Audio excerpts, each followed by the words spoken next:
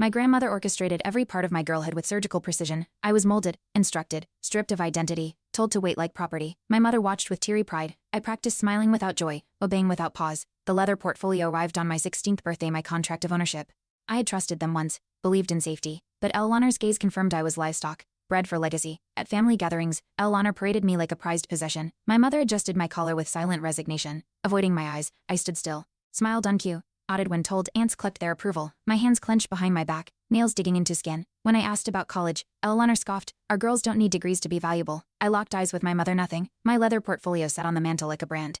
I wanted out, but tradition had no exits. When Eleanor handed my portfolio to Heath, I realized I wasn't even part of the deal. I was the dowry. My stomach turned. Heath winked. My mother whispered, "It's all arranged." I stared at the floor, trying not to shake. That night, I asked Marnie if love ever mattered. She said, "Duty lasts longer." My fingers traced the portfolio's stitching. I was being sold, dressed in velvet and lies. I tried to run, packed my bag, reached the gate, but Marlon, the house driver, blocked me. "Orders," he said, eyes down. I begged. He didn't flinch. Eleanor arrived minutes later, smiling. "Rebellious blood," she said, "but still Cressmore." She tightened her grip on my arm. Marnie stood behind her, lips trembling but silent. My escape failed, the gates locked.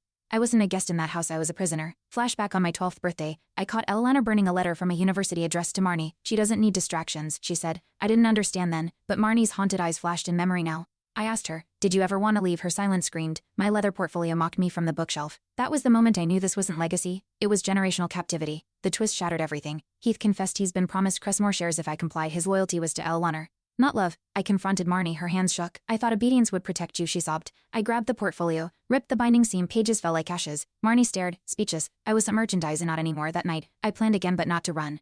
To expose everything they built on silence. I leaked documents, contracts, bribes, fake credentials online using Eleanor's own accounts. The internet ward, news outlets picked it up. She was summoned for questioning. Marnie found me packing. "You'll have no family," she said. I paused. "Then I'll build one that doesn't cage daughters." The leather portfolio, I left it on Eleanor's chair, empty, powerless. Now, I live in a studio above a bookstore, working nights, breathing freely. No guards, no contracts. Marnie sent a photo, her at a university gate.